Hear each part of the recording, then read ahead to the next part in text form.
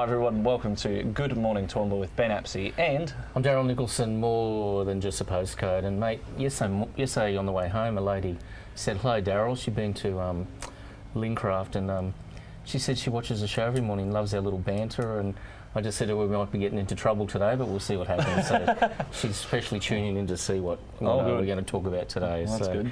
Mate, sad news, just very seriously, not a good way to start the school holidays down at Coolum Beach. Toowoomba's Natasha Thorpe unfortunately got into a situation and drowned on the beach, and the two surfers tried to rescue her, and unfortunately she passed away. So our thoughts are out to Natasha Thorpe's family, and it's not a good way to start a holiday and holidays. So take care, and to the family there, our thoughts are with you. So make the next 100, the next 10, sorry, on the 100 The next 10 list. on the top 100? Yeah, so I'll just get the list there. So I wonder how many people are watching our show so that they don't have to buy the subscription to see who's on this list. There's no paywall here, so not yet.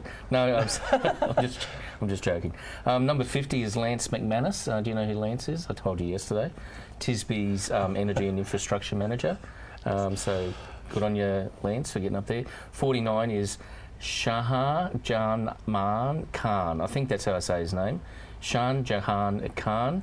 He's with the Toowoomba Islamic Society. He was the founder of that society there, and got the mosque back in order after that Melbourne guy came up and set fire to it. So yeah, thank God it wasn't a Toowoomba person that did that. So it was a visitor that set the mosque on fire. 48 is the incredible Alison Kennedy from the Toowoomba Hospital Foundation, award-winning businesswoman, and has raised since 2016. And they run a coffee shop at the base hospital as well. Yeah, raised millions of dollars for the base hospital. Number 47 is Muhammad Hanif. Muhammad is just the nicest gentleman from the Pure Land Learning Centre. I remember we did a job out at the University of Queensland with Jimmy Aspro, and did a job for the Buddhists, and they were celebrating their time in Toowoomba, and they're really lovely people, mate. So really, peaceful. Yeah, oh, mate, so cool. 46 is John Dornbush. You're right, he is from Dornbush Partners. He was a founder there, but he's also the Chancellor of the USQ. 45 is the amazing Kate Venables. I've met Kate. She's spoken at Rumours at the Mayor's Prayer Breakfast. Catholic Care Social Services Director. 44 is Mike Horan, another Liberal, mate. Darling Downs Hospital and Health Services. So, and it gets more interesting as we go along in this list. Mike Horan. He hasn't been in politics for quite some time. I know, but he's still an advocate. He was pre-Macca. That's right, exactly. Oh yeah, going back to the 80s, yeah. 43 is Cynthia Hardy. She's the agribusiness consultant, and of course, Liberal National Party president. Acting, sorry. Acting. So this is where it gets president. really funny, okay? We've got Mike, we've got Cynthia. Next, 42, Pat Weir, Condamine MP, Liberal. Missing in action. Is there a trend happening here? Oh, I think there might be an election coming up, Daryl. And number 41 is Trevor Watts, a member for Toowoomba North. So I'm going to take a stab in the dark that the next 10 will possibly have David Janetsky. I would assume John McVeigh is on the list, because they've already had this list come out. Yep. Whether they choose to put him on there or not, given what's happened last week, isn't going to be interesting. I'm sure they're. But are they going to put people on there like James McGrath, who lives in Allaran? He's a senator. Don't know. Matt Canavan. Don't know. Let's find out. Rebecca Von Hoff. Yes. Jeff McDonald. We'll see what comes out. All the councillors with huge Facebook pages. I think the top 6 in the region, you've got Jeff James. Yeah, Jeff James. Von Hoff. Yeah. Tim McMahon. Nancy Summerfield. Me. Yep. Not that I'm an actual politician, but I've got quite a huge following on Facebook. And then there's a whole heap under me. Tim Entwistle has got a following on Facebook. He's gone a bit quiet. You've got like 6,000 people on your page. 6,000 plus. Some of my videos get 20, 30, 40,000 views. My flood video that was given to me by Glenn from Pony Expresso, 160,000 views. My interview with the late Darby McCarthy, mate, hit racing but even Victoria. the live stream of Carnival Flowers last year. Yeah. How many people saw that? 200 and something thousand? That's right. So let's see what happens. Mate, had to go for a drive yesterday to do a task, and big crowds up at Laurel Bank Park. Yes. Massive. There's huge thousands of people in town. Thousands. Just got to get them into the CBD and get them to buy some trips and coffees and wine and so Turkish food and pies. There's still a lot of people around in Toowoomba, so it's going to be another big week here this week. Mate, there was an article here I just want to share. I don't want to get too much into it, but Megan got very upset in council chambers yesterday with Tim McMahon over, I'll just see if I can find the article. A Toowoomba councillor slammed some of her colleagues during a tense standoff over the rules of entry for new environmental advisory group. This is from the Chronicle. Cut a long story short, Tim McMahon proposed an amendment to the group's term of reference to restrict the type of people who could apply for this new committee. And what he was saying was he wants people who have been educated in this group for environmental. And Megan said, well, I have a passion for it. And he said, well, when a person goes for a job, they just can't say to an employer, I have a passion to work here. So it was voted that you've got to have some sort of experience in environmental. So that's the long and short of it. Which is what I keep saying, I think, in general, for a lot of positions. Sometimes experience will trump a degree. Yep. And sometimes a degree will trump experience. Yep. A good combination is always preferred. Yep. But I think, especially like with council and with committees like that, you want to have people that are educated in those fields. Why would you have, like for example, a singer-songwriter trying to create policy on environmental issues? Yep.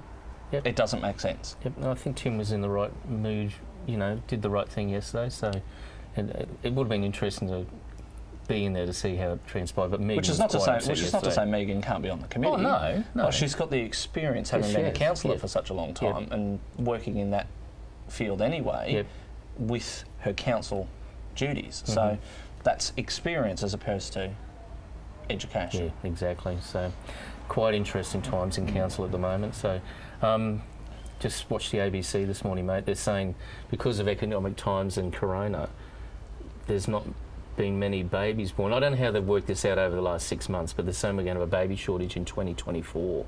So baby shortage. Yeah, baby shortage. So there's people holding off having kids, and they were saying they were just making a joke. Well, they cost a fortune. So they were making a joke. They reckon Josh might say, one for the father, one for the mother, take one for the country, and he might make a baby bonus up to try and get... God, not again. The last one of those was a have kids, they mistake. said. It'll be fun, they said. No.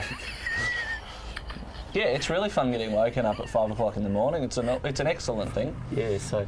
But this is quite serious, so unless we get... From what they're saying, if we don't get more babies born, we're going to have a shortage in 2024, which... What will that then affect then? It's going to affect immigration, isn't it? Have to input, get more people immigrating. Interesting times. Mate, weddings have been delayed till 2021, and in saying that, I saw a wedding on the way home yesterday. They stopped it just down from Town Hall, and we're going into that Grinds walkway there to get some photos taken, but there was a wedding in town yesterday, and it's carnival. Yeah, people are around. People are still having weddings. They're saying people are booking in their droves for 2021 right around Australia. Yeah, my sister's booked for next year. Fridays and Saturdays are booked out. You're going to have to go Monday, Tuesday, Wednesday, Thursday, or even a Sunday. So. Yes, I've got a wedding coming up that is a Friday. Okay. Which is over at the Sunshine Coast. A little bit inconvenient when you have a business, but anyway. Well, just shut it, mate. A lot of people have been doing that in COVID. Yeah, we'll just work 10 till 2 now. Yeah. Well, it'll be interesting to see how many people still work 10 to 2 once the job keeper cuts itself off at the end of this month. Exactly. I think there'll either be a lot of businesses that will have to fire a lot of staff and close because they're zombie businesses, or they'll have to go back to trading full hours because they're the ones having to pay the staff. So I'm hoping it's the latter of that, because that will help kickstart the economy. So. Yep, good. Date claimer, October 6th. I know you'll be excited about this, mate. Budget night, 2020. Yes. Always excited for budget night. Do you get a bottle of wine and sit down and get ready for Josh and Scotty to come out and talk about it? I do. Boring. Although usually it's in May, so that's why I go for wine. So being in October this year might be beer or a gin and tonic. Might be gin and tonic. With the weather we've been having, it might be gin and tonic. Might be gin and tonic. It's going to be depressing, I think. It might just be gin. Gin and tonic, less the tonic. So it's going to be an interesting budget. We'll see how Josh pulls that together. Just a quick date claimer again, Duran's. If you worked at Duran's in the 80s, we're having a reunion. I spoke to a friend this morning. She's not going to come up, but we're looking for some people. It's up at Rumours International. Duran's used to be the old Caesar's Palace. It went Caesar's Palace to Duran's. Then Jimmy Aspro closed it down. He ripped all the gear out. It's now the site of Society. It was called Toowoomba's. and Society. That's where Duran's used to be. So I used to be DJ up there, and so it was Duran's, and then it became. It was Caesar's Palace. So it was Toomba's, which was Watsy's. Caesar's Palace, Duran's, and it became this good man. This good man used to own Toomba's after he owned the Uni Club. Toomba's, and it became Society after that, didn't it? No, Did they have a name Agenda. Agenda, that's right. Agenda, and then it became the Society. Society, and apparently but now the Cube's got it. That's what I heard. I heard that yesterday too. Someone mentioned that at a meeting I was at yesterday too. Yeah, it's had new ownership. New we'll see. owners going in there. We'll see what's going on there. There was an article. This is quite interesting. You'd be interested about this.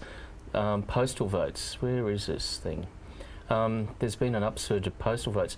A record of 92,000 Queenslanders have applied for postal votes after the first 2 days they were made available on October 31 for the October 31 state poll.